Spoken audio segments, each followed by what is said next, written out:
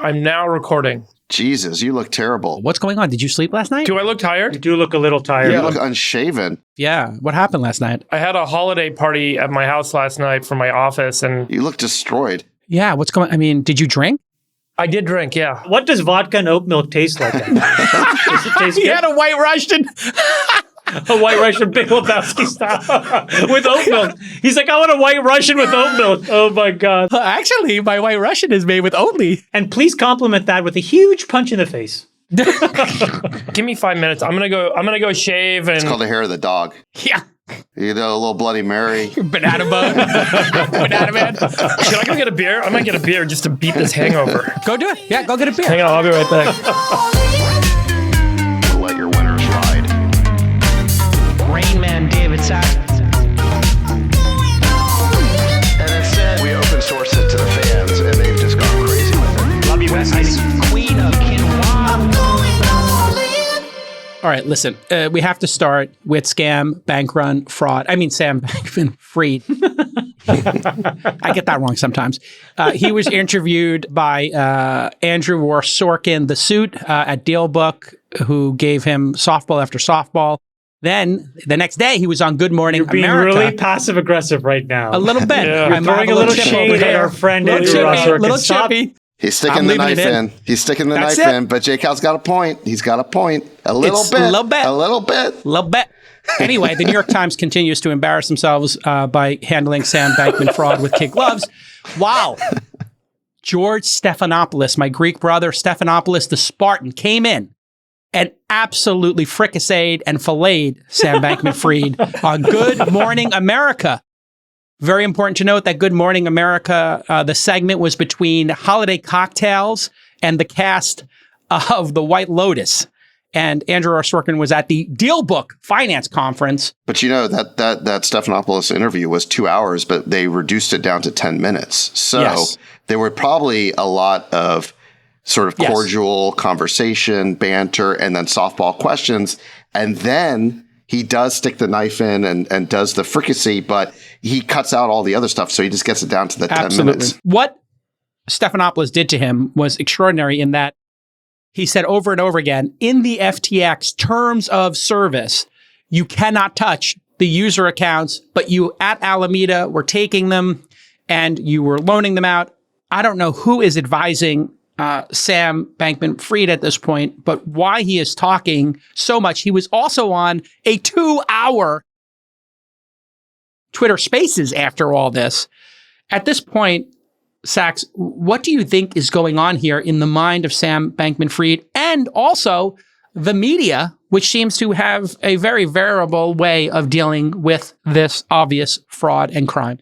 Right. Okay. Well, you know, I can speculate about SBF. I think if there is a strategy here, it is this. He is basically copping to criminal negligence in order to avoid the more serious charges of fraud. And I think, again, if there's a strategy here, it is he saw himself being defined as Bernie Madoff 2.0 in the press. And if that image, which may well be true, cemented around him, then prosecutors would never stop. They would never accept a plea that basically gave him anything less than a Madoff-like sentence, which would be, you know, decades in prison, maybe a life sentence. So he is out there doing what lawyers would tell you never to do, which is basically incriminate yourself, create more of a record. But he's doing it to change the public perception, maybe muddy up the public perception, get people thinking that, okay, he, you know, he's admitting he did something wrong, but it wasn't deliberate. It wasn't fraudulent. It was just basically carelessness or sloppiness. And if he succeeds in muddying the waters enough, then maybe the prosecutors will give him a plea deal that allows him to have his life back at some point. I think that would be the crazy like a fox explanation of what's happening. Now, there is, you know, an alternative explanation as well, which is I just think that these types of guys, you could call it, you know, a narcissistic fraudster, they think they can talk their way out of anything, you know? Because they have. They have. Yes. You know, they've talked their way into getting hundreds of millions of dollars of investment. Billions. Billions, yeah. in some cases. And so they just feel, and they've been trained by employees, partners, investors, the press, that they can talk their way out of any of this stuff? I think, the average person is not really used to dealing with one of these personality types who they clearly are smart and they're articulate and they know what to say and they're crafting their words. What they've learned through their life is that if they use the precise magic words with a person, they can pretty much, convince them of anything, get them to do anything. And in particular, I would say investors tend to fall for this, not because investors are dumb, but because investors are so clear about what they're looking for and what they want. They're predictable. Yeah. Like VCs especially, we're looking for the 100x outcome or whatever.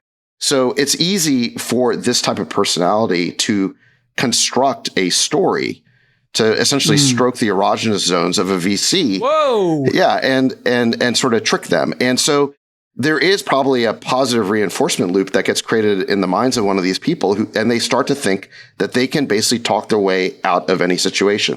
So I think that would be part of what's going on here. And, if you look at sort of the tactics that he's using to do this, all of a sudden he's trying to portray himself, before this, he was portraying himself as the smartest guy in the room. Now all of a sudden it's this babe in the woods impression where I didn't know, it was my subordinates, I wasn't really in control, that was somebody else. Better. Yeah. Right. Each individual decision, he says, looked sensible to him. It's just it all added up to something he didn't anticipate. Like, really? Loaning yourself $1 billion of basically the company's money, which was basically customer money, that seemed reasonable to you. I don't know how you defend that individual decision. And there's many like that. But this is sort of the narrative that he's trying to construct. And let me stop there. But I think there's a lot more that can be said to dismantle the narrative he's trying to create. But I want to let other people get in. What's your take on this? And then Freeberg will Can I make a comparison to SBF and Trump through the lens of the media? So if you go back to 2016, Donald Trump violated every single establishment bias that these left progressive journalist elites had. And so they basically just attacked. But then you went into the election and there was a very clear data point that said whatever you thought was at best limited and you missed the tone of the country. Because 50+% of the country held a very different view about this person.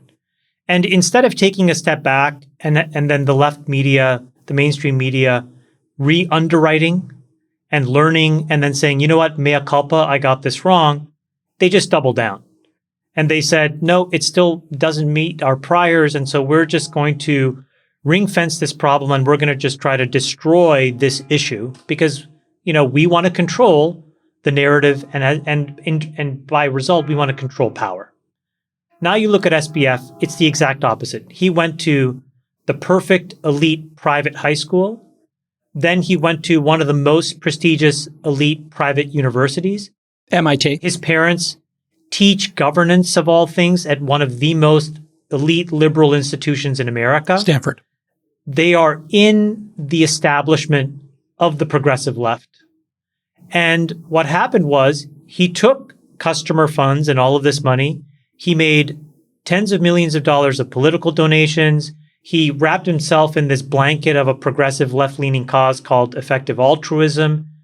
And all of the mainstream media fell for it and embraced him, as well as some politicians, because it met everything that they themselves also bought into. Yes.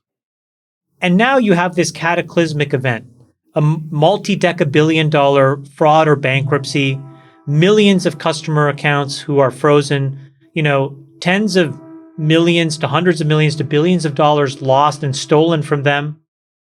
And they refuse to re-underwrite this kid. And the reason is because in order to do so, it's like eating your own tail. And that's why they don't want to do it. And so this is why you have the media basically allowing him to do an apology tour. Now, this is his second time at manipulating them. The first time he was able to manipulate them by basically being one of them. And now he's allowing them and their desire to basically protect themselves so that he can create some kind of a defense for himself. And I just think the whole thing is gross because it misses the entire mood of the nation. This is an enormous financial fraud that was perpetrated on tens of millions of people.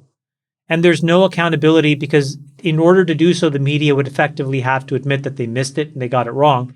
And they refuse to do it. And I think like that is the really big problem that nobody is really speaking out about is like, well, if these folks are meant to be the last stop to make sure that there's truth and honesty and transparency in society, and you can't count on them, and in fact, they're just going to reflect their own narrative, what is one supposed to do to learn the truth? In a way, what you're saying, and then we'll go to you, Freeberg, is this fraud was encased in all the gilded facade that America hates right now. It reflects the institutional rot of America. It reflects every single aspect of institutional rot that every non-elite talks about all the time, but elites, when they have those labels, will refuse to give up. And just to add to that, the thing that's missing, I'd say one of the big issues with the institutional rot in our country is the lack of accountability when somebody gets it wrong. We saw this with COVID, right? The health establishment is saying that they want amnesty, and Atlantic Magazine was willing to give it to them. So the point is that this class of people think that when they get it wrong, that they're the experts, but when they get it wrong, there should be no accountability. And so, Chamath, to your point, the media and these institutions are not willing to re-underwrite SBF when he so clearly is a fraudster.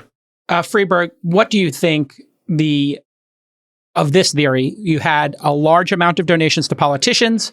Obviously, you have coming from Stanford, MIT, et cetera. And then you have these investments, gifts / advertising / donations to ProPublica, Vox, this new publication, Semaphore, The Intercept, that have all been uncovered now.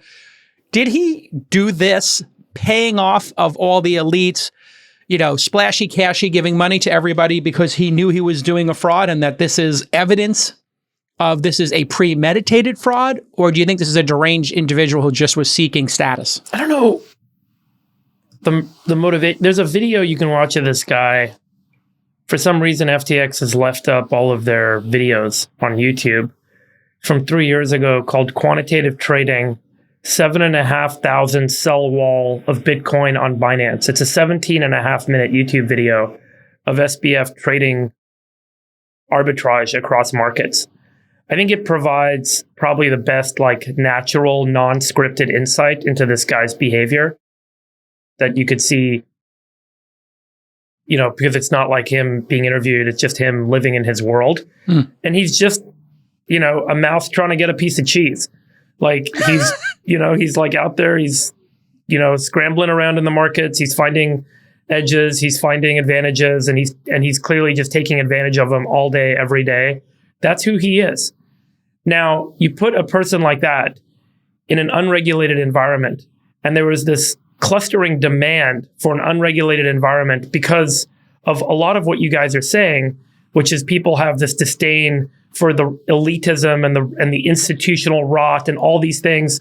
So Bitcoin emerged as a solution out of 2008 to the what felt like institutional rot that governments have a key role in. But when you have no regulation and you have no trusted central authority involved, mice that are trying to find cheese will rule the day. And I think that's what happened here. If it wasn't this guy, it was someone else. It was going to be someone else. And then all of a sudden, everyone's clamoring and saying, hey, we needed the government to protect us. No one protected us. Someone's got to save us. We're the regulators. We're people that are supposed to keep an eye on this stuff. When the whole premise of so much of what was being sold was non-regulatory regimes, was openness, was peer-to-peer trust protocols. And it turns out that in that sort of an environment, the mouse that is hungriest for the cheese will get the cheese. And that's exactly what happened. And I don't know how much of it was I don't agree with this. Him saying, I'm creating intentional fraud, which certainly seems to be the case, versus him saying, I'm going to pay these guys. I don't know how much of it was even that intelligent. But the guy was clearly trying to get a piece of cheese. Okay, so this cheese eater, this rat, is a League of Legends, expert playing on 8 different monitors at a time, the cryptocurrency game, while hopped up on speed. Yep. I'm not saying that to be cruel. I'm saying that because they admitted it.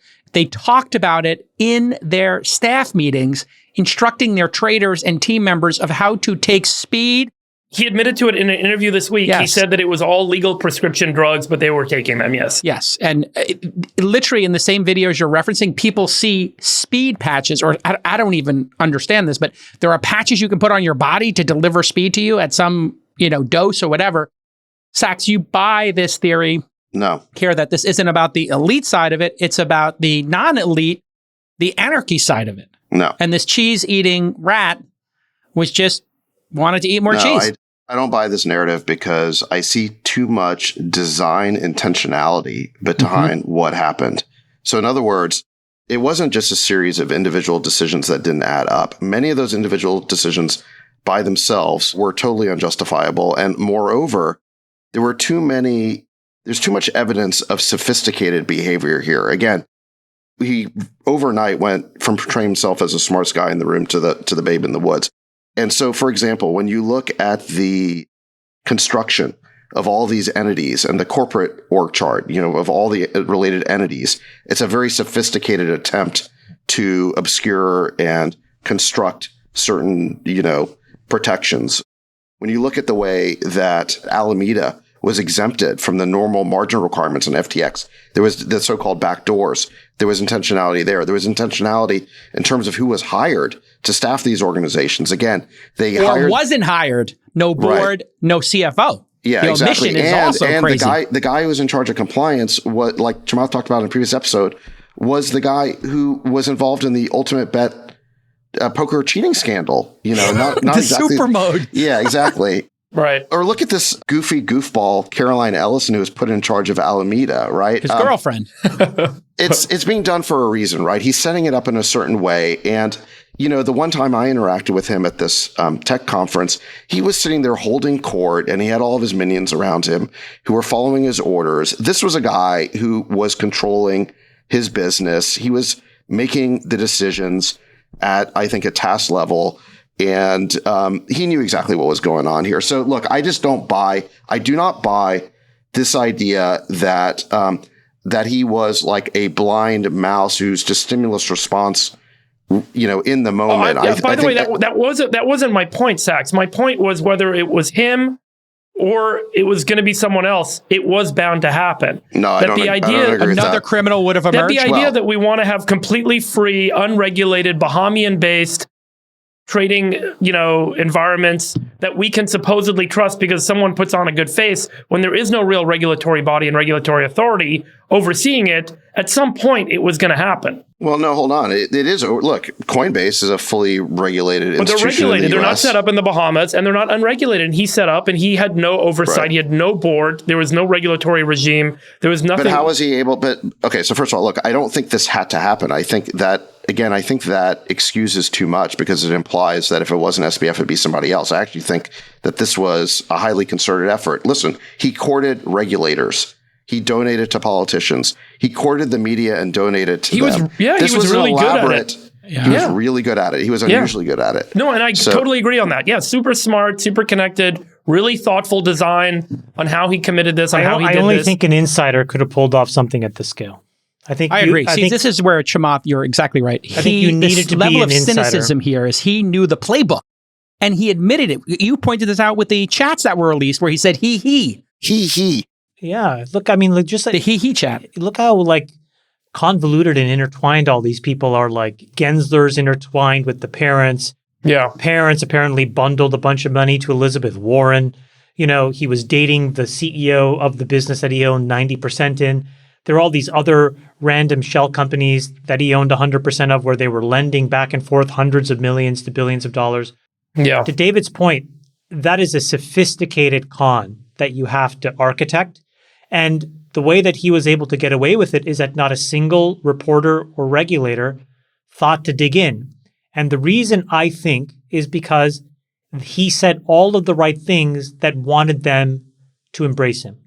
And the reason is he admitted it. This is the dumb game that we woke Westerners have to play. We say the right shibboleth, and then everyone thinks we're a good person. Exactly. Imagine. Pull that quote up on what he said, because it's actually a good quote. It was what I just said. Is that exactly what he said? Yes, Yeah. He said it's the game that we woke Westerners have to play. We have to say the right shibboleth so everyone likes us. He actually said the most uncomfortable thing out loud, which is, look, by having gone to Crystal Springs High School, by having professors, my parents that went to Stanford, by having gone to MIT, I can pull this off. That's what he said, because he can go with those things, because I'm a champion of effective altruism, that I can justify any of these decisions, how amoral or immoral that they be, because I'm trying to help, my brother stand up a multi-million-dollar pandemic response business. I'm trying to do this. I'm trying to do that. And all of these regulators and all of these reporters said, okay, you get the hall pass. Now imagine if you replaced him with some random kid in some developing country or even from the United States who went to public high school, who went to some random state school. Do you think that they could have pulled any of this stuff off? No. You need the patina of the privileged class. The New York Times. That's what he had. The patina of the privileged class. Even after this fraud, the New York Times wrote more of a puff piece on him than the hit piece they wrote on Brian Armstrong last year, when Brian Armstrong wouldn't toe the line on allowing politics at work. Remember that? Yeah. Unbelievable. Yeah. So I think what Chamath is kind of saying here is that the big enabler here is not crypto per se. It's all of these institutional biases and elite biases that he was able to play into, partly because he was a big insider. I mean, in a way, he monetized his parents' life work. The problem that I think this allows us to put a fine point on is the following.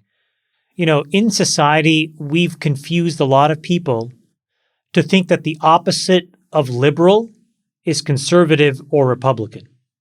And I think that's the cycle that drives the mind virus inside the mainstream media. The problem is the opposite of liberal is illiberal.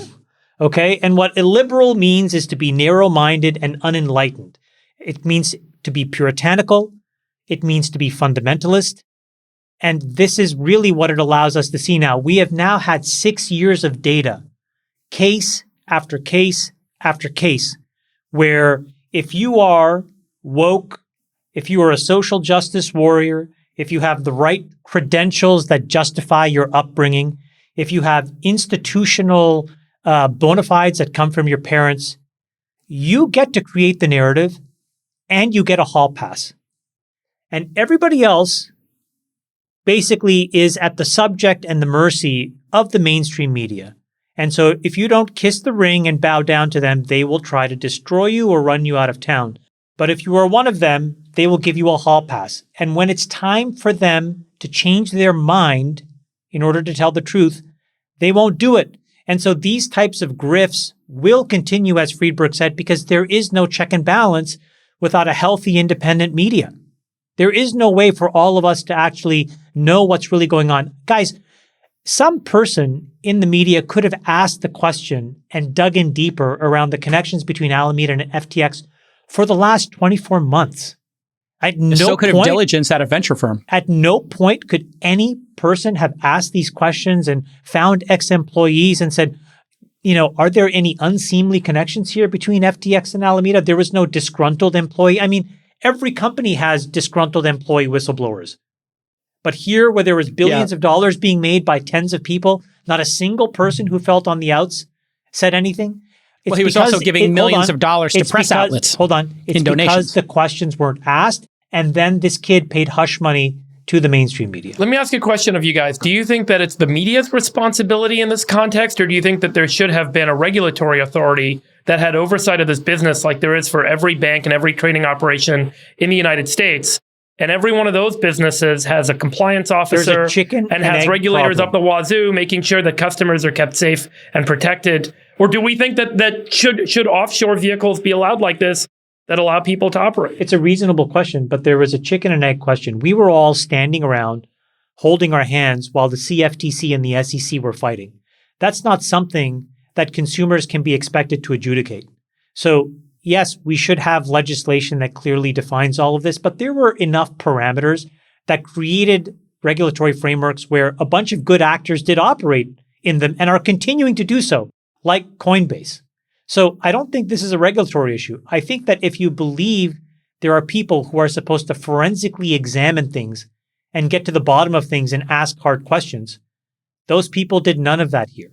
And what's even more worrisome is what they're showing is now with a massive amount of data that shows that you could ask hard questions, they don't care to because it makes them look bad. I disagree with this, Chamath. I think regulators failed here because they have been reactive to crypto. They have not been proactive, and they have not been clear with the crypto community that what they were doing was illegal, and they should have put the regulations in quicker, and they're playing catch up. But all three groups failed. The media failed, the regulators failed, and VCs failed. Capital allocators failed, apparently, to do diligence here and install proper governance. You cannot put a company like this, in business my only point, with Jason, billions of dollars and have no board of directors. No, I agree with you. Or he lied to them, No, which I agree is with possible. you. My point is that while regulators are basically fighting a territorial turf war, Yes. okay, the media could have still done their job.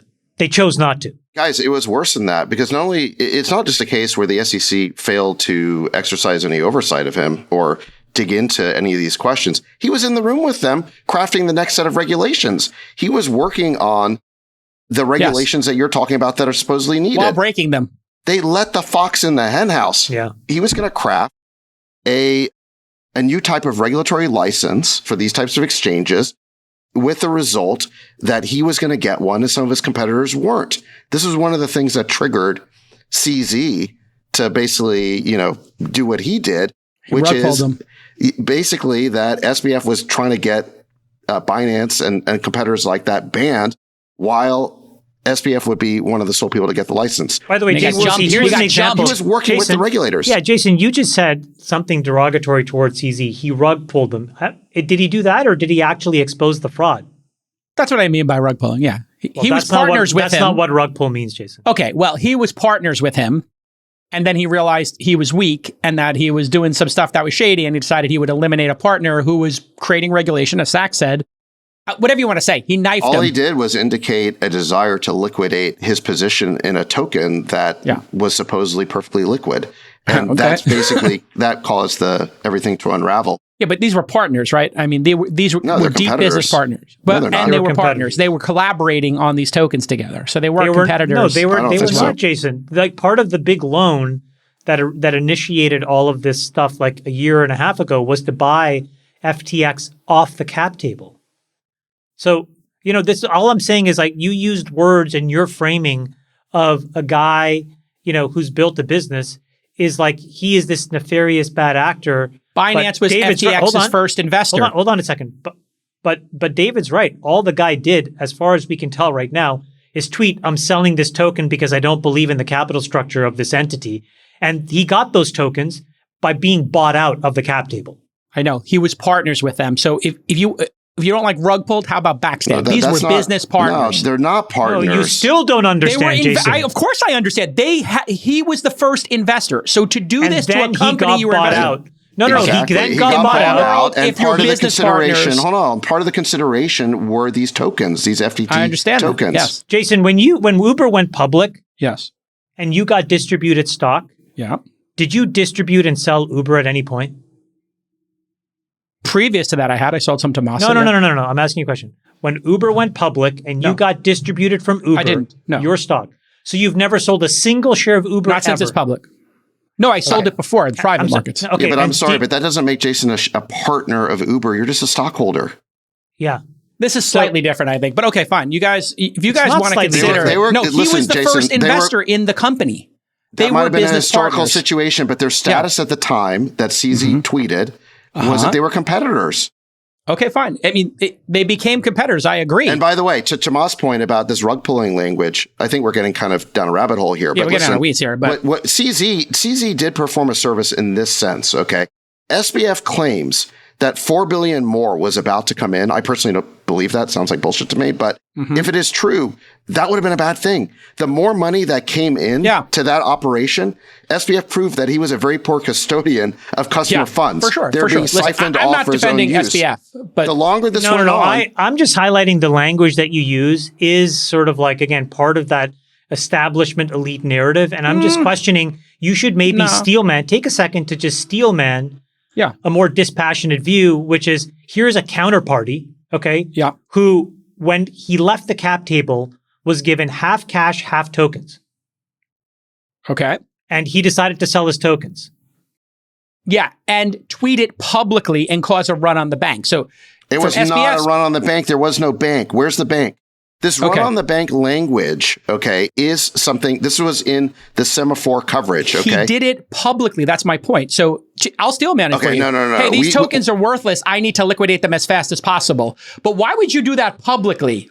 Why wouldn't you do it privately? Because you're about to move the market. He wanted to move the market to zero. No, he's yes, about he wanted to move the market. He's letting people know why. But he wanted to kill his competitor, as Chamath was just saying. CZ wanted to kill his competitor who was trying to kill him. I didn't say he was trying to do that. We got to back up here because I think we've done a lot of like 30,000 foot like lessons and like takeaways from this whole thing, but we haven't really established what it is that SBF did wrong. So I think we need to sort of take a second to unmuddy the waters. Okay. And part of that, I think we should start with this idea of a run on the bank because the press who've been writing puff pieces about SBF, I'd say mainly Semaphore, which he was a big donor to, they've been trying to frame it as a run on the bank. And then that implies that it's not really his fault. It could happen to anybody. Lots of banks have had this problem. Okay. First of all, they're not a bank. Banks actually have the legal right under certain conditions to take customer deposits and loan them out. Okay. Yes. They did not. Their terms of use did not allow that, as Stephanopoulos pointed out.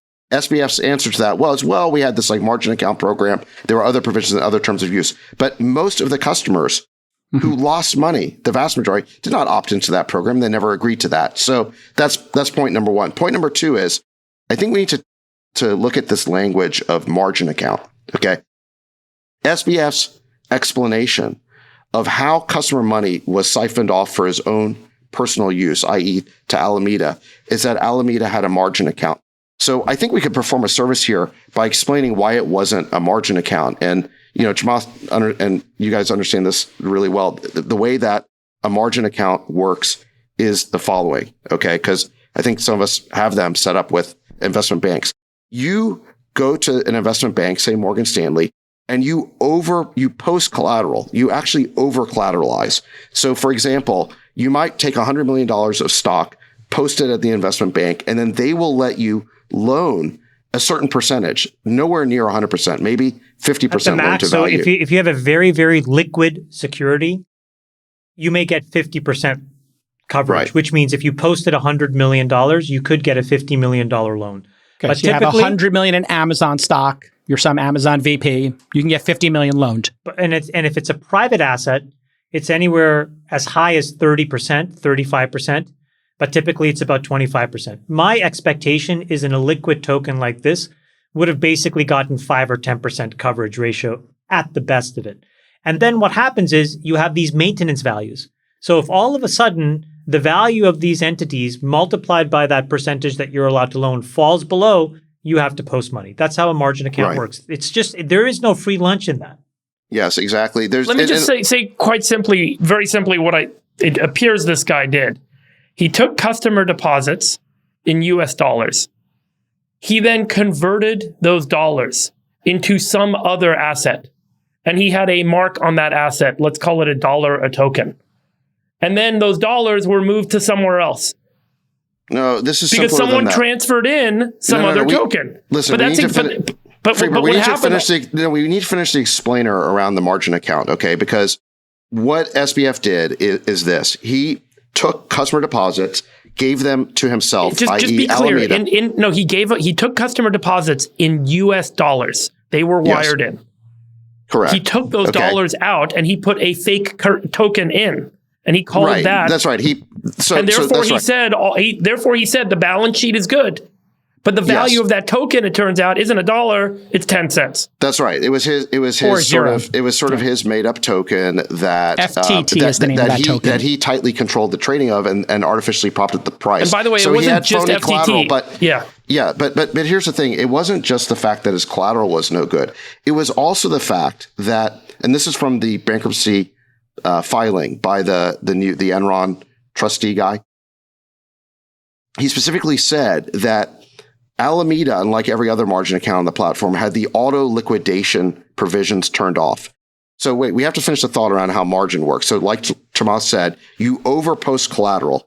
And if the value of that collateral goes down, or the position, your trading account, the value of that goes down, you either have to post more collateral or they will actually liquidate your collateral to pay off the loan. So Morgan Stanley will never lose money on a margin account. Never. Right. Like The whole point is because they don't make money on it. They loan you the money at like, a few percent. It's like very cheap loan. LIBOR plus or whatever. Yeah, exactly. That is not a risk account to them. And right. So again, in the example, let's use an example. People understand. Yes. In the case of the VP at Amazon, who's got $100 million in Amazon, they have a $50 million loan. If Amazon loses half its value, then that triggers the automatic selling of Amazon shares to get it back down to 50% coverage. So now you got to sell 25 million of Amazon shares if the full 50 million was pulled down to get back down to 50% leverage. Yes, and they don't wait until like Amazon stock is at the exact level where now the collateral equals 100% of the loan. They will keep that 50% loan to value. Yes. And they will liquidate you, and by the way, you can lose your entire amount, right? So, this is why trading on margin is so risky, is that you can get wiped out completely. You can get wiped out very, very quickly with a small move down. Because they are the custodians of that Amazon stock. They are holding it for you now, and they have the right to sell it to cover your margin. Right. You're saying that governor, that basic tenant, that basic safety control was turned off by Alameda. And it's even more sinister. Alameda controlled like 90 or 95% of these FTT tokens and was owned by Sam Bankman-Fried. So he owned that company. Then he claims he had no operating position in it. What should have happened is with that collateral is that as the value of their position was going down and or as the value of the collateral was going down, it should have been liquidated to pay off the margin loan. And that did not happen. And the reason it didn't happen is that Alameda got a special exception on the platform to turn off auto liquidation. Therefore, it was never a margin account. Even if it was a margin account, okay, and FTX somehow misadministered the margin account, it should never have taken other customers' deposits and used them to pay back that money. What should have happened is if FTX was going to lose money on a margin account, that would hit the FTX corporate treasury, okay? And when the FTX corporate treasury ran out, the company files for bankruptcy then. And then all the other customers, their account is still there. Their money is there in segregated accounts. And in bankruptcy, they get their money back. The idea that a margin account could ever cause another customer to lose money, that like whatever that is, that's not a margin account. There's a great article. There's a great article. This one was a journalist that did his job properly. His name is David Z. Morris. He wrote an article in CoinDesk that summed up, for anybody that's interested, all of the actual fraud and all of the crimes that were committed in excruciating detail. And what's so sad about all these interviews and this press tour is if anybody would just read this article, you can construct the right questions to ask this guy just based on this one article. But the point I wanted to make is that one of the most interesting insights was these guys had lost an enormous amount of money already in calendar year 21. And so this is what's so crazy, Jason, about, you using language like rug pulling and like, nobody actually trying to like be clear. Like you guys are giving this guy a hall pass. I'm not giving him a hall pass. Any industrious reporter could have found an employee who said, wait a minute, we just blew a $3 billion hole in our balance sheet in calendar year 21, and now we're sitting here at the end of 22. Chamath, there's great. Hold on a second. Hold on. I need to respond. I am not giving him a pass. And for you to blame journalists who are reflecting the crime and not putting any light on VCs and the capital allocators who made this investment and who did no diligence and did not put governance in it is the height of arrogance, Chamath. This is not the press's fault. They're not doing that either. This is the VC's Where's fault. That article? This is the capital allocators' fault. You're blaming the people who are telling the story after the crime is committed. They're covering the story up. You up. can't handle the truth. Jason, they're covering the story up. Listen, they're not telling the truth. Can I get in here? All right, listen, Jason, I will defend you against Chamath saying that somehow you're, that you're letting SBF off the hook. I know you don't want to let SBF off the hook. However, you are letting the press off the hook. And the reason why, hold on a second, the reason why you're using this inaccurate language like rug pulling and run on the bank when there was no run and there was no bank is because you've been infected by this language that the media has inserted into the discourse. The media, listen, and hold on a second. Investors may have got it wrong last year.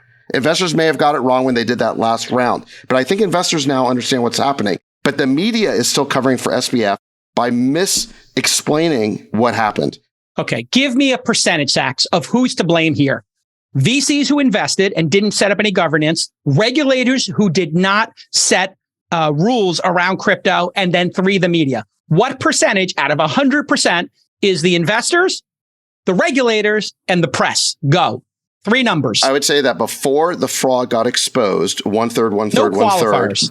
1/3 each before the fraud got exposed, but they were all Absurd. jointly and severally liable. But after the fraud's been exposed, no investor is still defending SBF. But I think that the investors who were swindled by him, they feel bad about it. So 30 is absurd.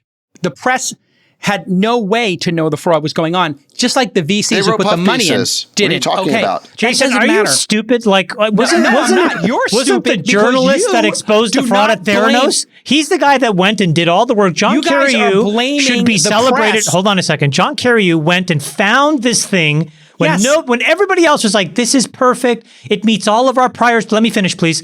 It meets all of our priors. This is And great. then And you will John let me Carreyrou, hold on. finish. And so John Carreyrou was like, this doesn't pass the smell test to me. Let me go do some work. And he pulled one little string, and over the course of 18 months, he exposed the whole bloody thing. So hold on a second. So what is incredible to me is that it was possible to expose this thing before. Nobody did. I agree with David. It's about equal responsibility before, but afterwards, the bulk of the responsibilities now sits with regulators to clean it up and journalists to tell the truth. Okay. And now may I respond to that since you call me stupid? You are delusional.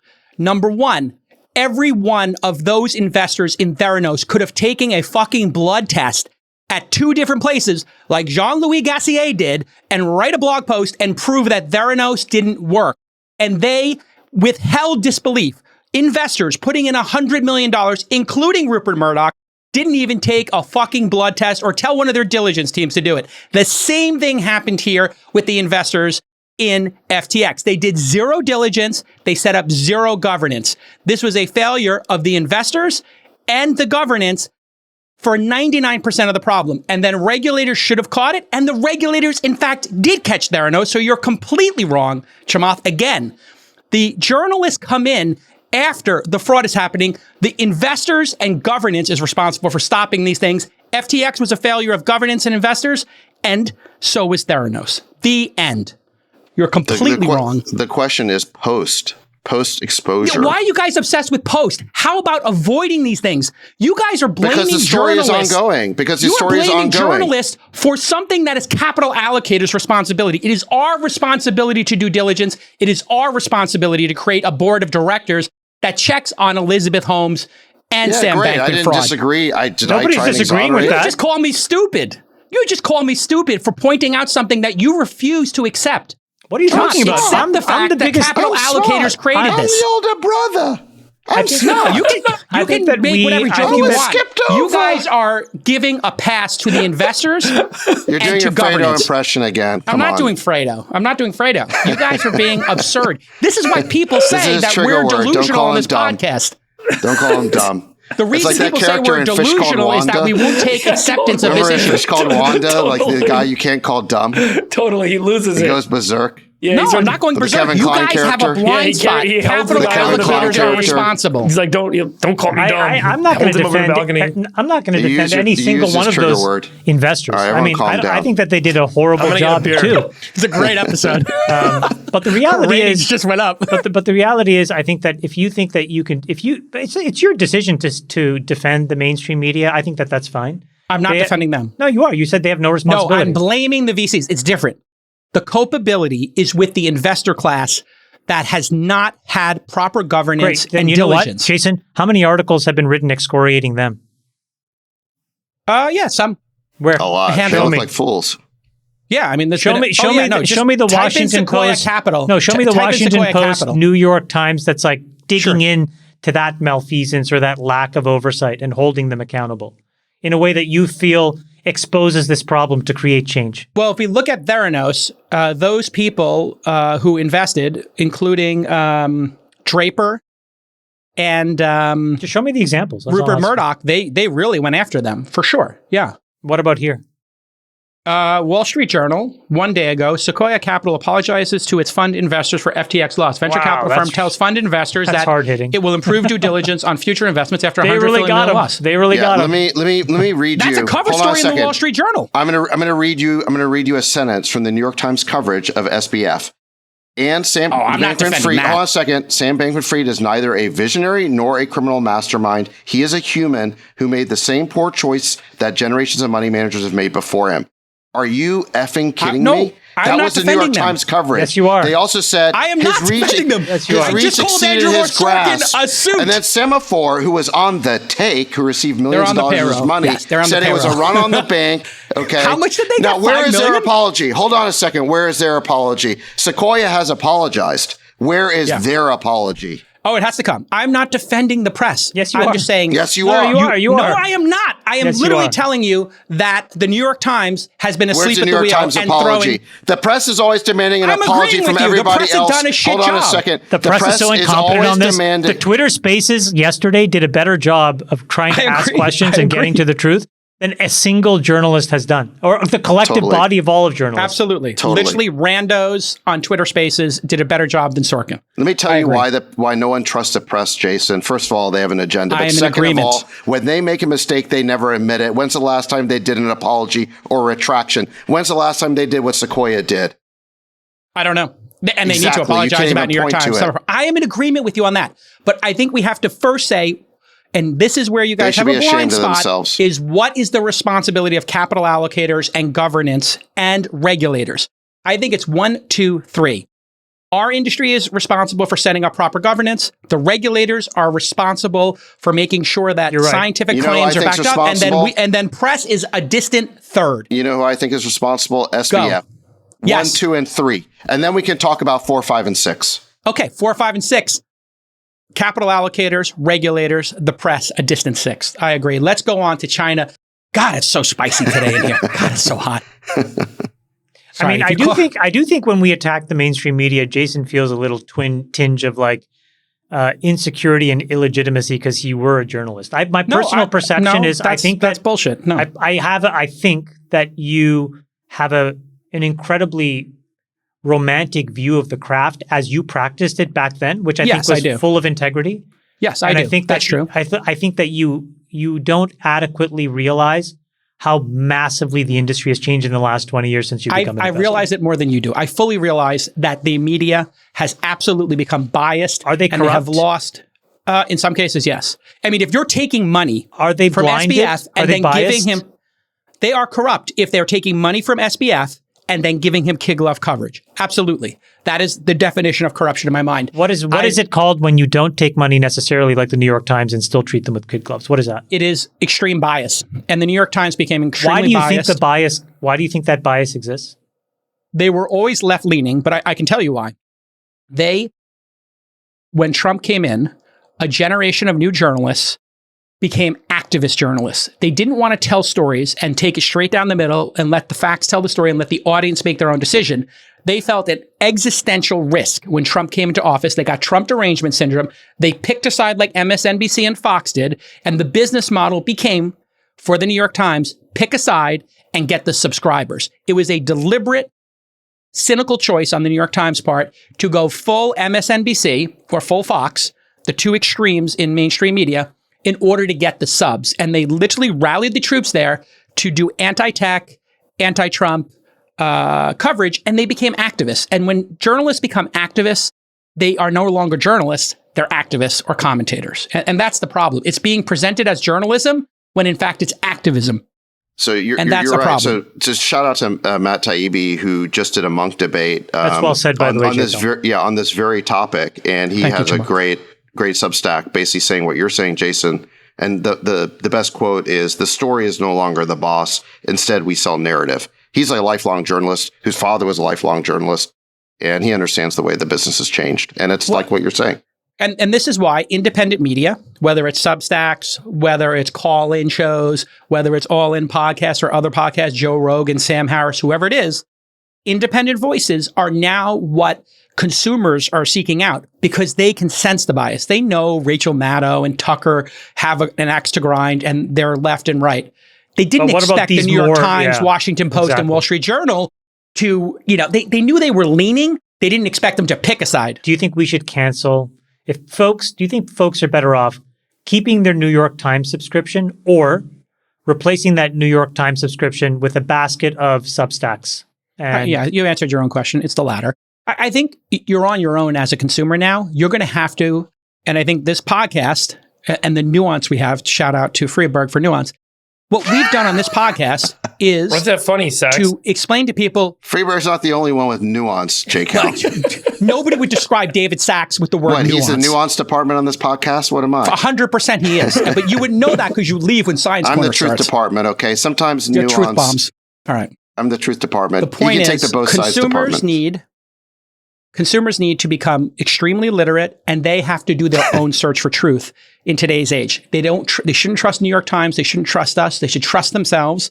They shouldn't trust necessarily the CDC or, the World Health Organization. They should trust themselves and come up with their own process for figuring out the truth in the middle of this mess. By the way, this is a good reflection on what's happened with the rest of media with respect to the creator class, where, right, it used to be the movie studios and, a handful of kind of aggregated creators that made all of the content, the record labels, and now, independent artists, independent producers, independent creators, and now independent journalists are going to become the bulk of volume that's going to be consumed. It's just a different consumption model. But we've already seen it happen with music. We saw it happen with movies, and we've seen this disruption happen across all of these other media classes. Journalism and what we call the press is very likely going to be kind of that next layer of disruption. I would trust having a conversation with you about science topics over reading a science article. 100%.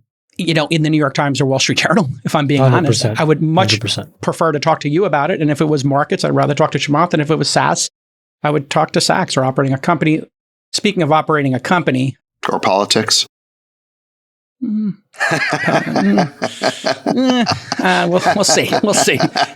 But I think it's about having unique inside insight, right? Like, that wasn't the case. And what's interesting is that the people who are the professionals that have the knowledge and the touch points are also becoming journalists, in the sense that they're also becoming speakers of their truth, right? And I think Twitter is a good enabling platform for this. We see it on YouTube where like scientists are putting out their own videos, or market actors, like people that are traders in the market, go out and they put out their own videos and they put out their own podcast. And I think we're probably a good reflection of that. Yeah. In the sense that like we are the actors in the market, and we're not just the independent observer that has kind of a surface level view. We have the depth to be able to talk about the things that we choose to talk about. And I think that's where consumers find value, and will continue to find value in terms of who the journalist or speaker is that they're going to start to trust for their information. I saw that interview you did with Newcomer. Oh, yeah. Thanks for that, Jake. That was good. I saw that coverage. Great. I mean, he speaks a lot about this phenomenon of going direct, and of course he's against it. Now, he interprets going direct as an attempt by newsmakers to avoid answering tough questions or take tough questions. I think that's ridiculous because, for example, I go on CNBC all the time. I go on Emily Ching and Bloomberg all the time. I submit to like really tough questions. I actually like those sort of sparring sessions. Yeah. I did Hard Talk this week. Have you ever done that? Yeah, exactly. So crap. that's not what's going on here. I think what's going on is we have expertise. We want to communicate them. And we do feel like the media has become a very unreliable narrator. There is too much bias and sloppiness. Not all of it is agenda. Some of it's just pure sloppiness. And there's no reason why we shouldn't go direct. And people want to hear from us. The audience wants to hear from us. Same for look at Draymond. Look at Draymond and the success he's had with his pod. No basketball player has ever gone direct and created content like Draymond's created, and it's totally changed the game. And he was so clear. He's like, I am the media now.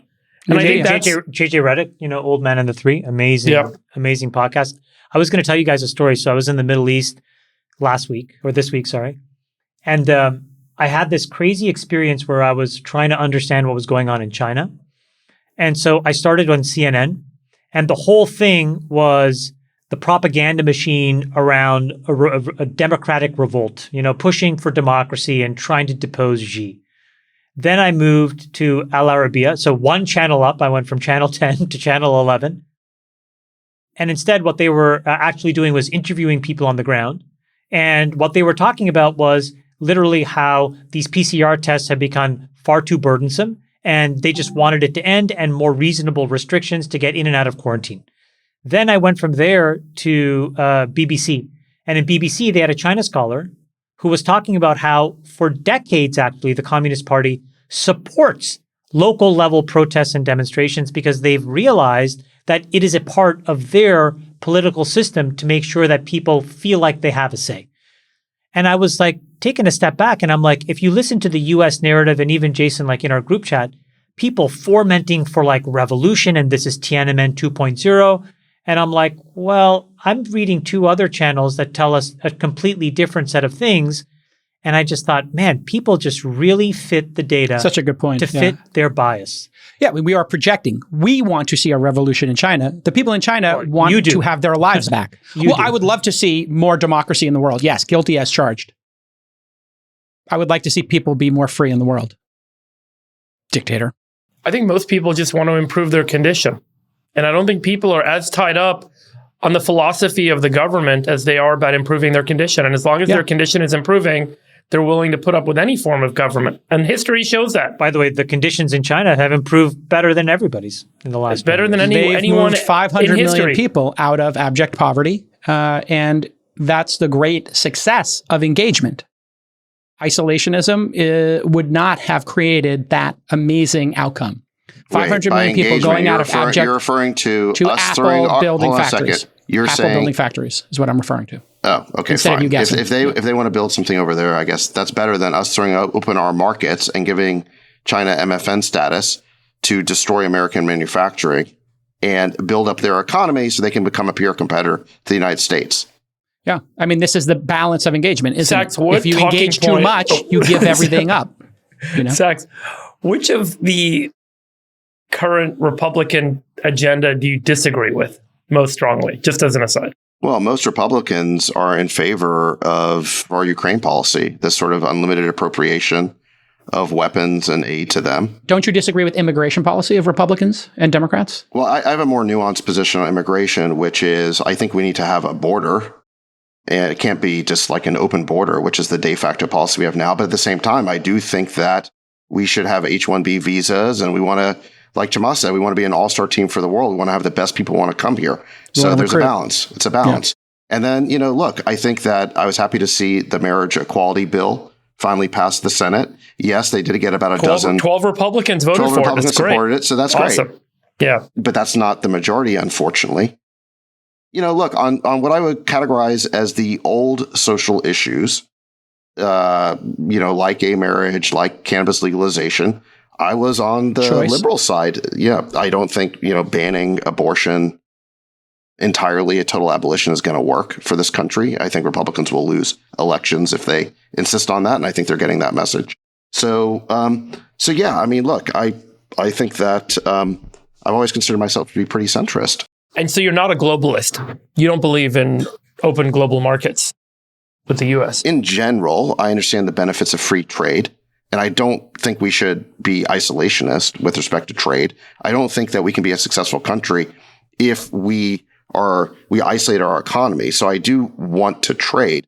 However, with China in particular, I think we made a mistake in throwing open our markets to their products, giving them MFN status, while most favored nation. Yes, enriching them to the point where they became a peer competitor of the United States. Now, look, I understand why we made that mistake 20 years ago, because everybody thought the theory was that if we helped China become rich, that China would inevitably become more democratic and they'd be filled with gratitude towards the United States and they'd actually become more hospitable towards us, more westernized. And I think that theory has just proven to be wrong. I mean, they have not. Or it's going very slowly. One or the other. Let's own our clips here. Here is Chamath's prediction from episode 61. And we'll see you on the other side of this quick clip. My worldwide biggest political winner for 2022 is Xi Jinping. I think this guy is, he's firing on all cylinders and he is basically ascendant. So 2022 marks the first year where he's essentially really ruler for life. And so I don't think we really know what he's capable of and what he's going to do. And so that's just going to play out. You think he's the biggest political winner, really? Oh my God. I think it's going to be he's going to run roughshod, not just domestically, but also internationally, because you have to remember, he controls so much of the critical supply chain that the Western world needs to be. I think you're completely wrong. Let alone I think you're completely wrong. I think he's losing his power. He's scared. That's why he took out all these CEOs. He's consolidating power because he fears that they're going to win too big and then displace him. And he has massive real estate problems over there that could blow up at any moment in time. He could face a civil war there. I think he's totally isolated himself. Civil war? They don't even have every guns. major country is removing their factories and They don't removing even this have any dependency. guns there. What are you talking about? What are they going to riot with? Did you not see Tiananmen Square? Did you not see the riots in Hong Kong? Are you not paying attention, Shamath? There's been many riots in China. They just happened to kill all the people. Those were crushed. And that's I'm not saying they before won't he be had full crushed, control. but he still will have massive amounts of, I believe, protests. And yeah, he'll have to kill people. I think the bigger risk is that China gets better for Xi Jinping, but worse for everybody else in China. It's already worse for all the billionaires over there. It's worse for the tech industry. You've now got Evergrande, that whole gigantic debt implosion. I think there could be contagion from China next year. I don't think Xi's going to lose his grip in any way, but I'm not sure China's going to have a good year next year. Wow. Nailed it. I think all three of us kind of got this right. What are you talking about? You got none of it right. Well, I said there were going to be riots and they're going to have a recession. Jason, let's be honest. Said that they would be squashed. That's exactly what happened. Both things happened. I actually think I have a pretty decent ability to steel man pretty concretely the details. I think that at best, when it comes to things like democracy and your belief in U.S. exceptionalism in a specific political worldview, at best you straw man. And I think that you get very biased without seeing the forest from the trees. The reason I said that is not because I'm like, some huge Xi supporter. I'm just trying to steel man what happens when one individual person gets anointed leader for life of 1.3 billion people that then controls 20% of the world's GDP. There is no other single human being as powerful as him as of this month. Can I just say that this show is going to become insufferable if every time you sort of said something in the past that was sort of correct, we're going to have to replay it? I was actually playing that one for you, Sax. I think you're the one who nailed it. I was giving that was a softball to you, actually. I nail not it me. every week, J. Cal.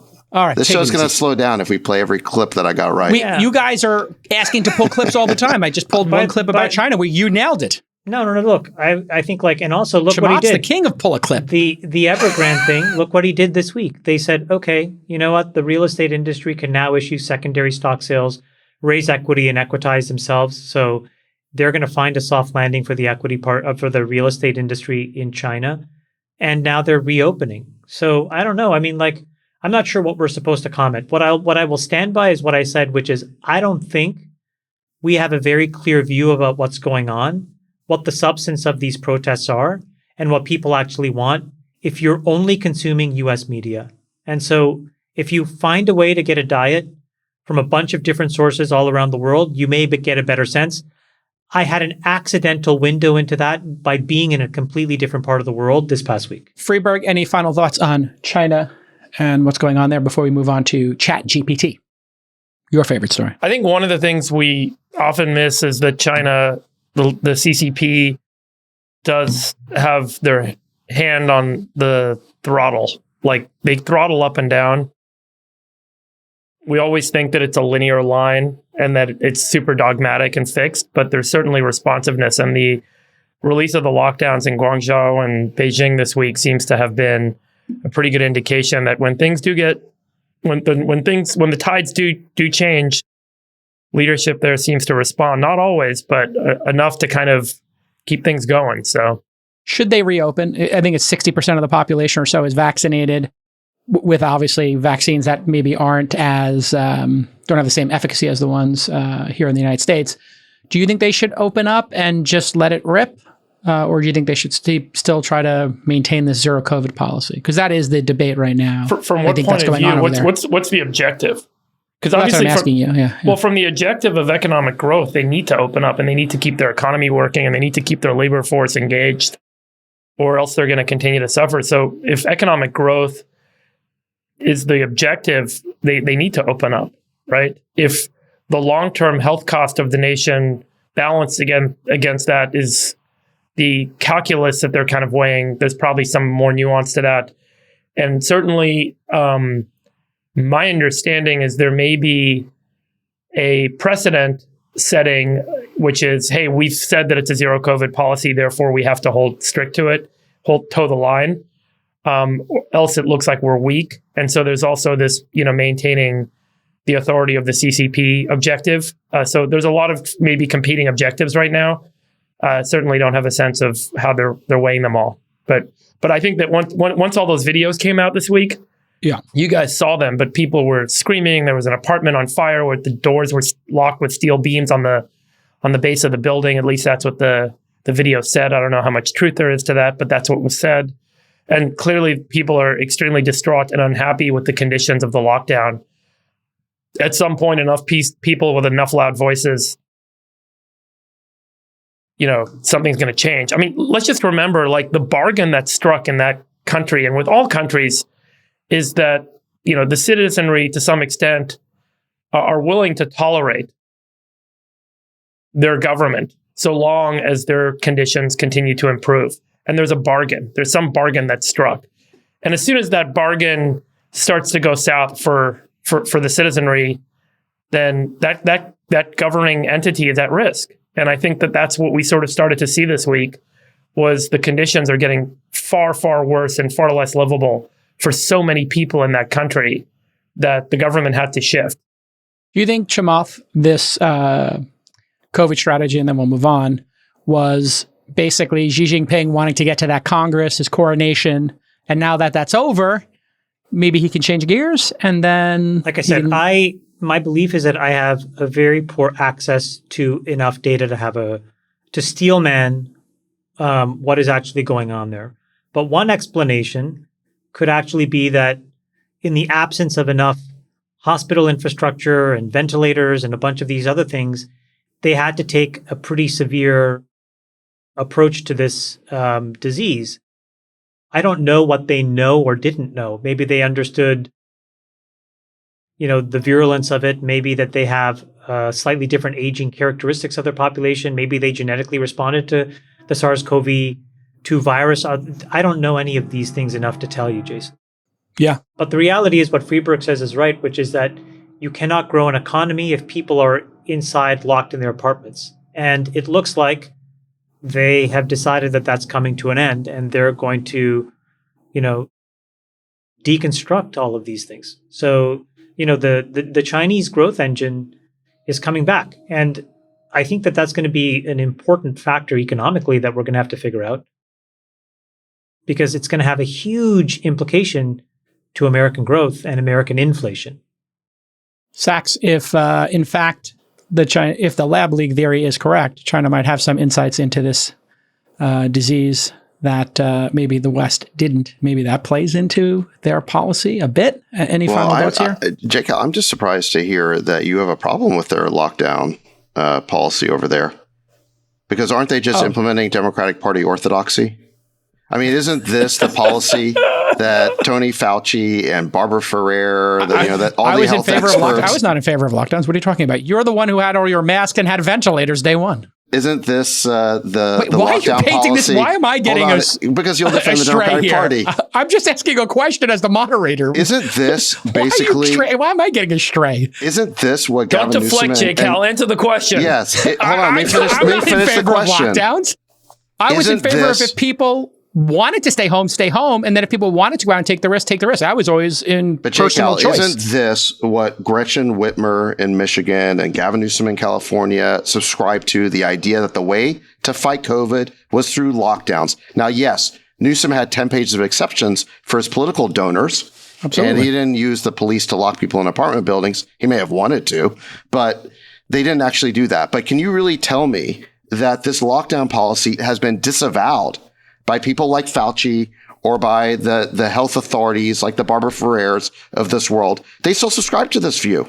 Do they? Really? Is anybody doing a lockdown now? Show me. Well, they're not able to do it because no one agrees anymore. Yeah. But tell me where anybody... Tell me where any of the health experts who said that lockdowns were the correct response have repented and disavowed that view. Yeah, I don't know. I haven't been tracking their mea culpas. But you yourself were in favor of lockdowns for a period of time. Yes, you were. No, you absolutely were. I'll pull the tape for the next episode. I was in favor of a mask mandate. No, that's not true. I was in favor of a mask mandate. And I said the mask mandate was the alternative to lockdowns. Okay. I was saying that by May of 2020. All right, listen, let's move on to the next thing. I don't represent, I'm an independent. I don't represent the Democratic Party. I don't represent Fauci. No, you So I don't represent know why you're mainstream putting- media. I do not represent mainstream media. You just said I was an old school journalist who's mortified with where it is today. I'm giving you a hard time. I thought your explanation was fabulous. Oh, thank you. Thank you. Obviously, Jake, I'm giving you a hard time too. I know that you were not a big lockdown proponent, but you understand the point I was making. Which I do is understand your point. There were a lot of proponents Let's stop in the US. making me the Democratic I just want spokesperson to let here. you I am guys know not. I'm feeling a lot better after my beer. Let's talk about OpenAI. Come on. All right, let's go. All right, so listen, Let's talk about OpenAI. All right, OpenAI is a company that builds artificial intelligence software and platforms. They have one platform called GPT. It is on its third version. As part of GPT-3, they created ChatGPT, which is a chat interface where you can ask questions to AI. The results are nothing short of stunning when they hit. Some of them are a little bit mixed, but Freeberg has spent the last 48 hours drinking White Russians with Oatly milk and playing with ChatGPT, including his question to the ChatGPT, which was write a script of Chamath, Sachs, and JCal talking about the future of AI in the style of a Quentin Tarantino movie. And I have to say, it was pretty great, the result. Go ahead, Freeberg. Tell us what you discovered. Wait, I think you guys should read this real quick. We can cut it out if it's stupid, but okay. You want us to Chamath, actually read the script? Yeah, I don't think you got the Quentin Tarantino part right. I mean, I think it was like impressive, but there's no F-bombs. There's no like Tarantino-esque dialogue. Well, and by the way, they excluded all of that from OpenAI. They took out all cussing and violence from OpenAI. That explains it. Because if this was a Tarantino script, there would be some choice language in here. But it's interesting. It's like the PG Tarantino script. Because with no cussing, no violence, no sex. There's no pop culture references. Yeah, you do the narrative. Go ahead. The scene opens on Chamath Palihapitiya, David Sachs, and Jason Calacanis sitting at a dimly lit table in a smoky bar. A bottle of whiskey sits in the center of the table, half empty. Chamath leaning forward, his eyes intense. So, what do you guys think about this ChatGPT thing? David Sachs takes a sip of his drink. It's impressive, no doubt about it. A large language model trained by OpenAI that can generate human-like text in a variety of styles and formats. It's a game changer. Jason nods. Definitely. It's one of the most advanced AI systems we've seen to date. It's going to have a huge impact on the way we use and interact with AI. Chamath frowns. That's what I'm worried about. With a technology like this, the possibilities are endless, but so are the potential dangers. Sachs leans back in his chair. Oh, come on, Chamath. You're not still stuck on that whole AI is going to kill us all thing, are you? Chamath leans forward again, his voice low and serious. Look, I'm not saying that ChatGPT is going to turn into Skynet overnight, but we need to be careful about the way we develop and deploy AI. We need to make sure that we're using it for good and not just for our own gain. JCal nods. I agree. We need to make sure that we're responsible in the way we use AI. And that includes making sure it's accessible and affordable to everyone, not just a select few. Chamath with a dirty smirk. And let's not forget about the importance of regulation. We need to make sure that we have the right laws in place Okay, this is to prevent the misuse of AI. The director's calling cut. Cut. That's it. Cut. Scene. Exit scene. We're not going to finish it. It's not that far off. I mean, it's 60% of the way there. Actually, there All you was have to an do even is better put in a one. Biden for Sachs. If you blame Biden, it would have been perfect. Let me tell you guys something stunning about this this platform. So this is GPT 3.5, which is an interim model to the what people are saying is the long-awaited GPT 4.0 model, which I think they announced in 2020 and has been in development for some time. So the model, this GPT 3.5 model, was trained in 3 steps. They do a great job explaining it on the OpenAI blog site, where they collect some data. And then there's a supervised model, meaning that there are humans that are involved in tagging. And then the model kind of, learns from that system. Then you ask the model questions, you get output. and then humans rank the output. And so the model learns through that ranking system. And then there's kind of this third optimization thing, and then it's fine-tuned. So the model itself has several steps of kind of human involvement, and kind of it sources its own data and builds it. You know what's incredible about this model? The total size of the software package that runs the model is about 100 gigabytes. Isn't that amazing? Like, you could fit this model on probably 20% of the storage space on your iPhone, and you could run this thing, and you could probably just talk to it for the rest of your life. And it's really kind of an incredible milestone. But I think what was so stunning to me about this, I know you guys are probably expecting something to be said like this, but you could see so many human knowledge worker roles and functions being replaced by this extraordinary interface. So kids can do homework, that's easy. Software engineers can get their code optimized and can get their code written for them. There's great examples of how software code has been written by this interface. You could see real estate, insurance, salespeople being replaced by some sort of software-like interface like this. Copywriters, make me 100 versions of a commercial or an ad that I can then use. Customer support completely replaced, right? If you guys remember, there were these automated customer support companies that started 2 decades ago. And there was this great flurry. All BPO businesses were all about lower cost human labor. Now the cost of human labor goes to zero. My prediction, which is, so everyone's got the obvious prediction, which is there's going to be 100,000 startups that are going to emerge. I mean, this is kind of like this moment where the internet came along and everyone's like, this changes everything. I do think everyone thinks and feels that. So the obvious next step is a bubble will form. So can I ask a technical question though, Freeberg? And then Chamath, you're probably thinking the same thing Let here. me just finish my market prediction and then we'll do the. But I think because everyone's so hyped about this, and we all know this, it'll be all overfunded. The VC attention, all the investor attention is shifting to this capability. And how do you apply this sort of capability across all of these different industries and all these different applications?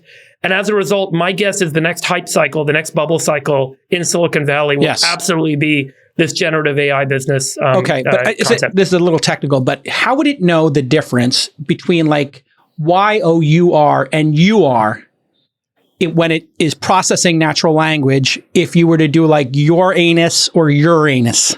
How would that, Freeberg, how would it know the difference between Uranus and your space anus?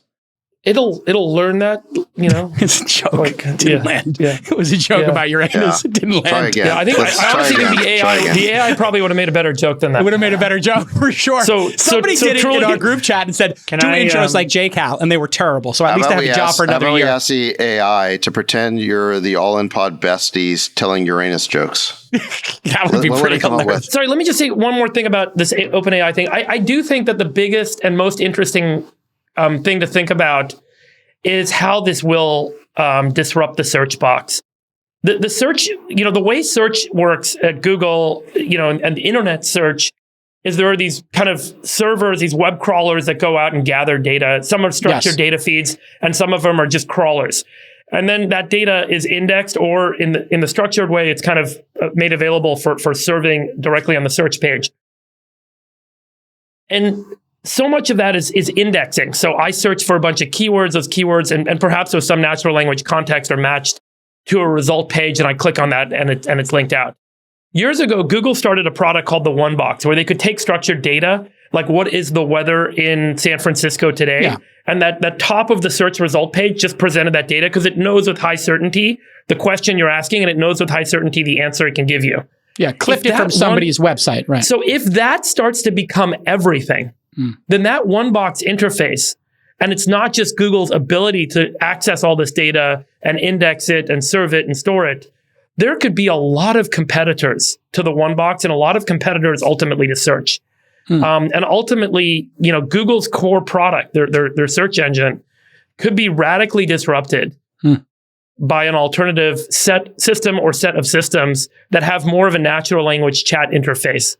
Which is literally why Google bought DeepMind, and there were a collection of human-powered search engines, Mahalo included, ChaCha, Answers.com, who were trying to do the human-based version of this. It just didn't scale. We don't want to get ahead of ourselves, because one of the things we don't know is how much is going on in DeepMind. They're not very open like OpenAI is. They talk about some of the advanced frontier stuff like AlphaFold and so on, and they've been public about that. But a lot of that is really to generate interest and hype in what's next. But my understanding is DeepMind's been applied to everything from Ads. Ad optimization, but also the ranking on YouTube videos to get people more engagement on YouTube, et cetera, et cetera. So there's all these ways that DeepMind's been applied within Google services that we don't see. And certainly within search. Yeah. But the question is there an entirely new interface for search that risks Google's core search business? And I think that there certainly will be a lot of money thrown at this. And if anyone has any interesting ideas, send me an email. Sachs and then Chamath. Yeah, I think that's a really interesting point. I saw a thread on this where somebody was asking GPT, a bunch of questions, like they were like generally like coding questions, and they were actually comparing the result in Google versus GPT. And Google would just give you a reference to like a link to some page, whereas GPT-3 would actually construct the answer, like a multi-paragraph answer that was far more detailed and in a way user-friendly. Yeah. And whereas like the Google page would kick you over to a reference where it was like this 1, 2, 3 sort of, maybe someone had created a checklist, but it just wasn't that detailed. It really is pretty interesting. I thought Andreessen tweeted a really interesting example as well, where he asked GPT to create a scene from a play starring a New York Times journalist and a Silicon Valley tech entrepreneur. They were arguing about free speech, and each passing asserts the view associated with his profession and social circle. We don't need to read the whole thing, but I thought this was like spot on, where I was actually like, both sides are making their best arguments, and it's like to each other in a conversation that seems intelligible. Like they're making their points at the right time in the conversation. It's like they're playing off each other. In other words, it actually reads like a conversation. I actually thought this one was more impressive than the one with the Bestie impersonation, because I agree. I actually thought that the one about All In didn't really capture our personalities per se, but this one actually does a pretty good job capturing the arguments in this debate. So Chamath? Pretty impressive. Any thoughts here? Yeah, lots. I mean, I've been spending a lot of time learning about this area. 6 years ago, a team that I partnered with who was at Google that built TPU. We've been building silicon for this space. So we've been kind of going from the ground up for the last 6 years. A couple things that I'll say. The first is that I think we're going to replace SaaS with what I call MaaS, which is models as a service. And so, a lot of what software will be, particularly in the enterprise, will get replaced with a single use model that allows you to solve a function. So these chat examples are one, and you can name a bunch of SaaS companies that were purveyors of SaaS that'll get replaced by essentially GPT-3 or some other language model. And then there'll be a whole bunch of other things like that. If it's a, expense management company, they'll have a model that'll allow them to actually do expense management or blah, blah, blah, forecasting better. So I think SaaS will get replaced over time with these models incrementally. That's phase one. But the problem with all of these models, in my opinion, is that they're still largely brittle. They are good at one thing. They are a single mode way of interfacing with data. The next big leap, and I think it will come from one of the big tech companies or from OpenAI, is, and I talked about this a few episodes ago, a multimodal model, which then allows you to actually bring together and join video, voice, data in a unique way to answer real substantive problems. So if I had to steel man the opposite side reaction, so I think there's a lot of people gushing over the novelty of GPT-3.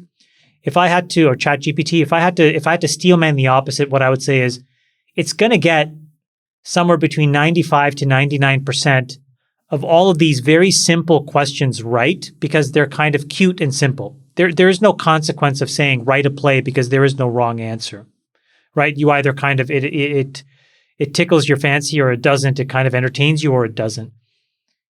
When this stuff becomes very valuable is that when you really need a precise answer And you can guarantee that to be overwhelmingly right. That's the last 1% to 2% that is exceptionally hard. And I don't think that we're at a place yet where these models can do that. But when we get there, all of these models as a service will be very much commoditized.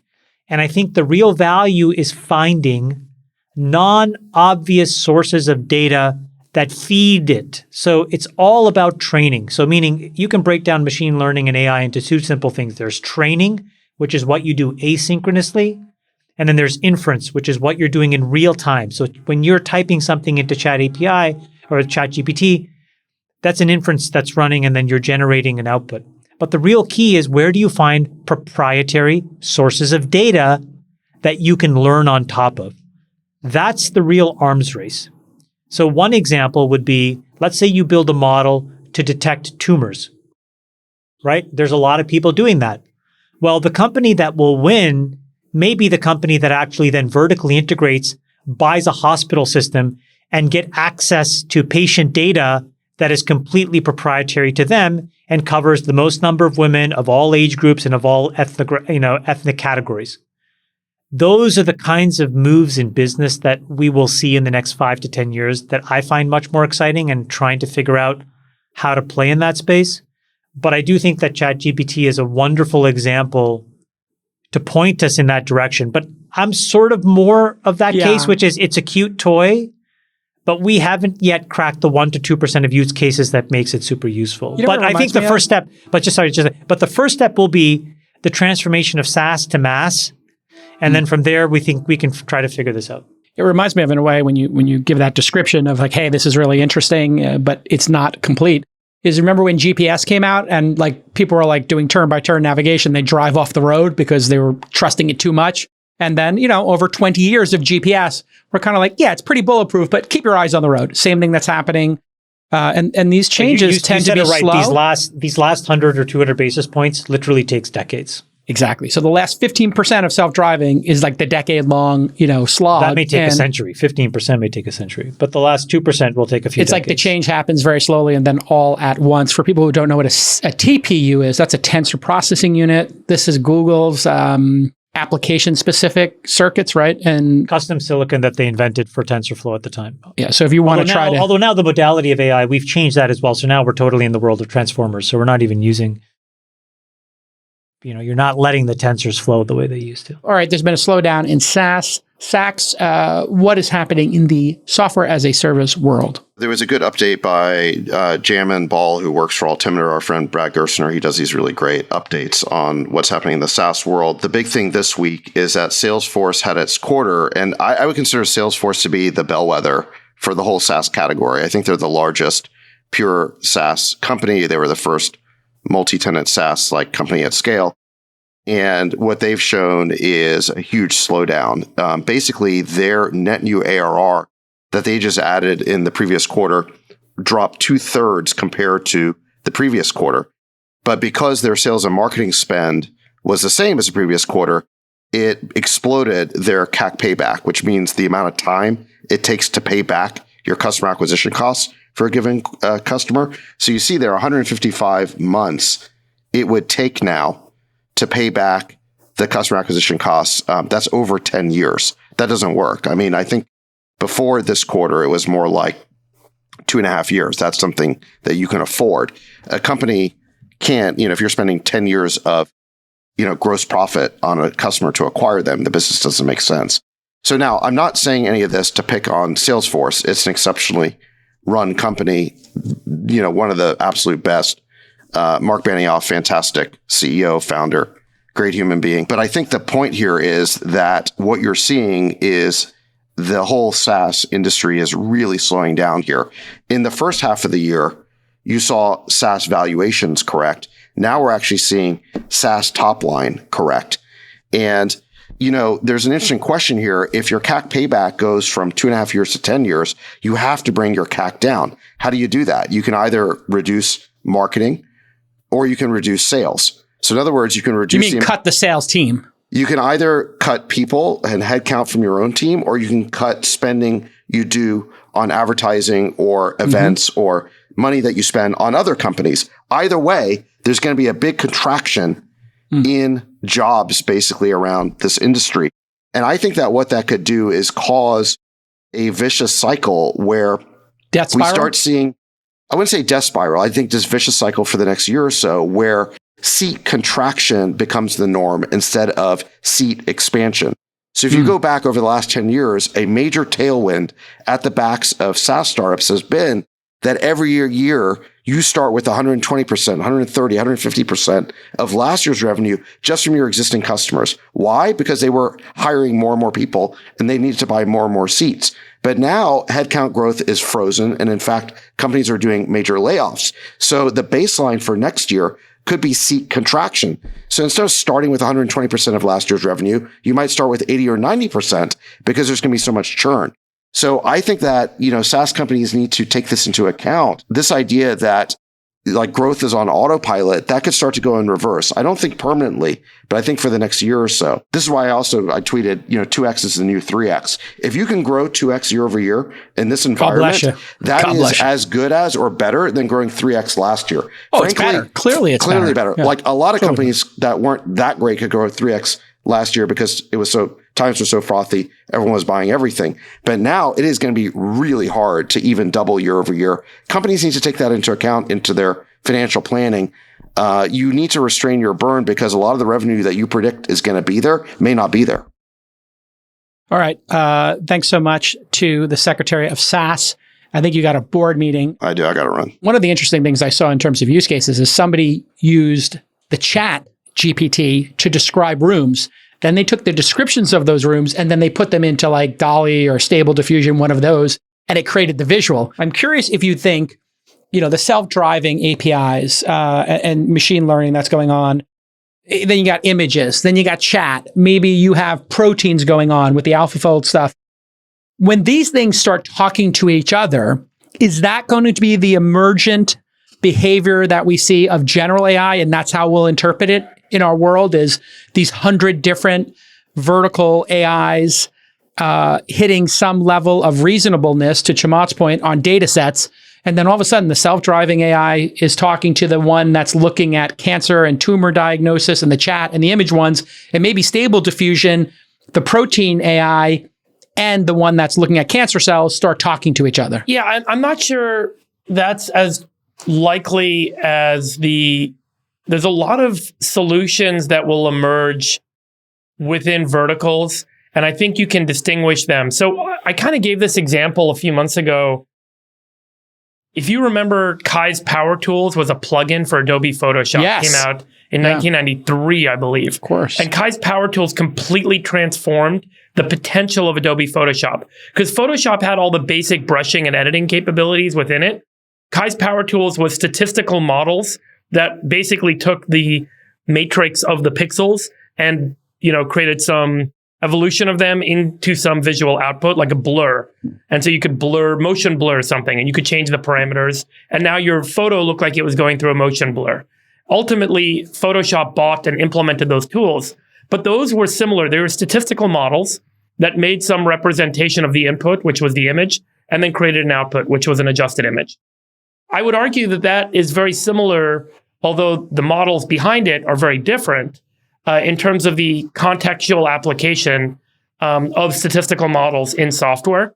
And you could see stuff like, for example, a chatbot that replaces, help me figure out whether my credit card charges are correct or not, instead of having a customer service agent, an offshore customer service agent helping you resolve that, or help me return my item. Or there are very specific kind of verticalized applications that can plug in that ultimately replace what was manual and human-driven before. Because humans used to manually make the motion blur in Photoshop, and then it was automated with these software packages. And I think you can kind of think about it in that same way, that these are known knowns. They don't require necessarily human physical labor or some, human responsiveness, that if 95% of the work can be handled, it will get handled by some verticalized solution. So I think the physical labor versus the non-physical labor is one way to think about the distinction, meaning is there some change in the physical world? Driving is absolutely a change in the physical world. You have to move physically through space. So that one is a very distinct class. All the stuff that's like communication, imagery, static imagery, audio, and then video, there's some stacking that happens there. And some of those will be kind of siloed, and then some of them will merge, and you'll have these kind of unique kind of combo models.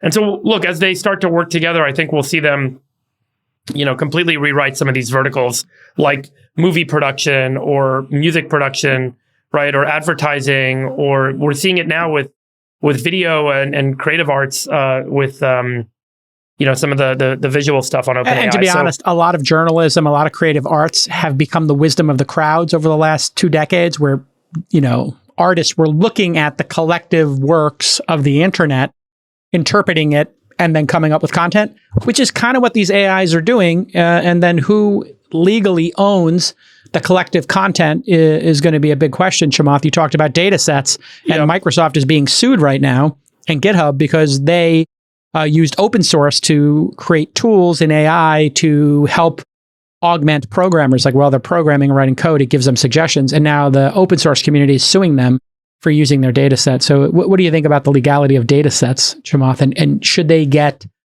some kind of protection? If you make a GPT-3 based on Quora or based on Wikipedia, should you have to get approval to use that data? I think it's the exact opposite. Yeah. It's the exact opposite. They say that this is actually your work. And I think that that's the right legal framework. But the answer to your other question is, this is why I think the hunt for proprietary data actually becomes the hunt that matters. All of this other stuff, I think, is a lot less important, because I think you have to assume that all of these models will eventually just get commoditized.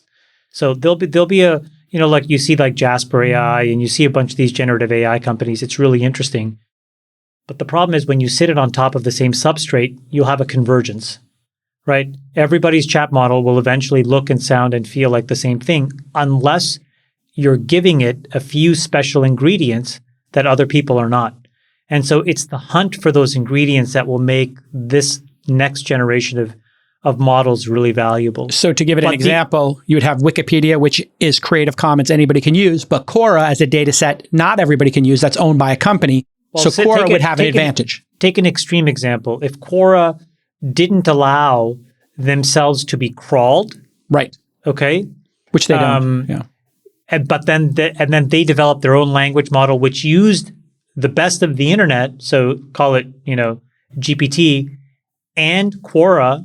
Maybe they are slightly better in certain domains than others. The other extreme example is the one that I used in healthcare, which is, if you have access to patient data that you will not license to anybody else, it stands to reason that that model actually then has much better chances of highly effective clinical outcomes versus any other model. Apple Watch comes to mind, right? Apple has all that watch data. If they could pair that with Epic's data set, example. That's another good example. What could they do together? So this is going to be like, this is the new oil is going to be data. And by the way, like to talk about Apple for a second, the smart thing is they've gotten so methodically. They've never touted the AI. They introduce 1 or 2 distinguishing features every year, right? So like the ECG, which was introduced many, many years ago, has only gotten slightly more usable like 5 or 6 years later. But in the meantime, there's, tens of millions of watches collecting this kind of data. So to your point, it's using these devices as Trojan horses to collect training data. That is the oil. Uber and Tesla have all this data of the data being collected by, the hold on. So phones or the cameras in the cars. The other difference, though, is that you have to be in a realm where you don't need regulators to go the last mile.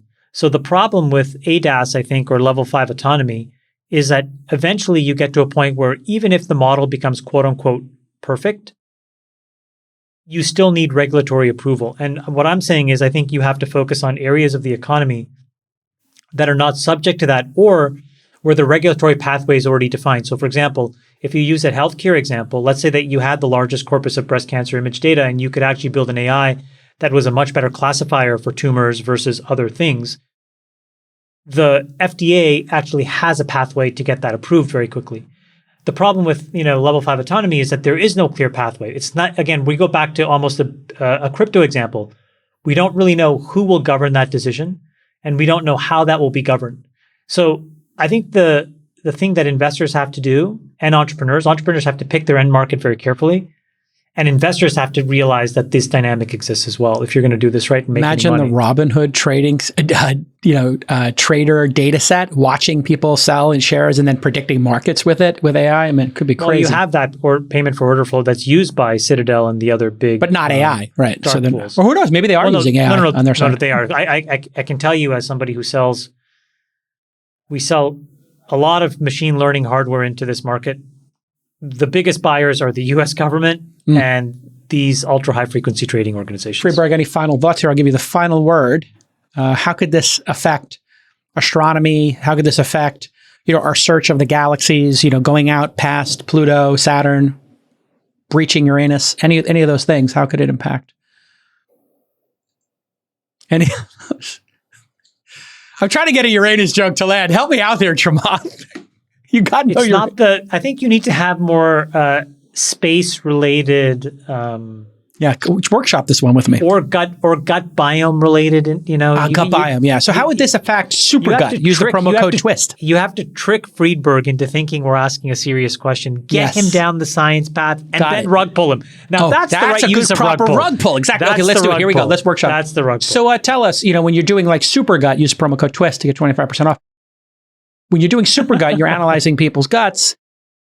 How would you then have machine learning and this, API, this chat API and GPT-3? How could that help with processing all of that, especially when it passes through Uranus? Freeberg. You okay over there, Freeberg? You are hungover. I'm hungover, but I also had like a 7 a.m. board meeting, so I'm also just a little beat up. Were you grumpy on the board meeting? Did you get a little cantankerous with your? Fine, no, you were fine. You kept the rage in control. I think I had my caffeine fuel, and then I kind of cranked down afterwards. All right, everybody. We will see you next time for the Secretary of SaaS, the Dictator, and the Sultan of Hungover. We will see you next time. Bye-bye. Love you guys. Bye-bye. We'll let your winners ride. Rain Man David Sass. And instead, we open source it to the fans, and they've just gone crazy with it. Love you, Bestie. Queen of quinoa.